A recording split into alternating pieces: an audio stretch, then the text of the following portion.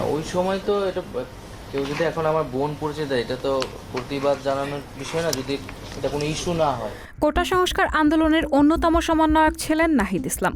ছাত্র জনতার অভ্যুত্থানে আওয়ামী লীগ সরকারের পতনের পর অন্তর্বর্তী সরকারের উপদেষ্টা হন নাহিদ।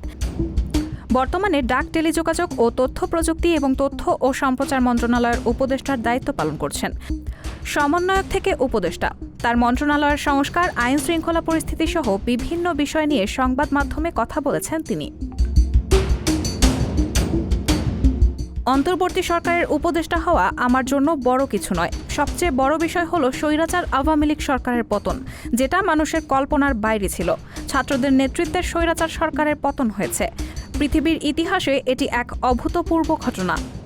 এই আন্দোলনে অনেকে শহীদ হয়েছেন, অনেকে আহত হয়ে হাসপাতালে ভর্তি আছেন। ছাত্র জনতার ওপর এত নিষ্ঠুরতা হয়েছে কেউ ভাবতেও পারেনি।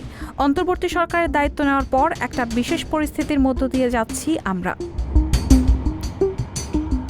নাহিদ হাসান আরও বলেন, রাজপথে যে ভূমিকা পালন করেছি, সরকারে বসে একই কাজ করছি। আমরা সরকার থেকে জনগণের আকাঙ্ক্ষার প্রতিফলন ঘটাতে চাই। দায়িত্ব অনেক বেশি, তবে আমাদের অভিজ্ঞতার ঘাটতি রয়েছে। মনে রাখতে হবে 16 বছরের ধ্বংসস্তূপ থেকে দেশটাকে টেনে তুলতে হচ্ছে। যেখানে যেখানে সংস্কারের প্রয়োজন তা নিয়ে কাজ শুরু হয়েছে। অনেক রক্তের বিনিময়ে আমরা এখানে এসেছি। সেই রক্তের প্রতিদান দেওয়াটা বড় প্রতিশ্রুতির জায়গা।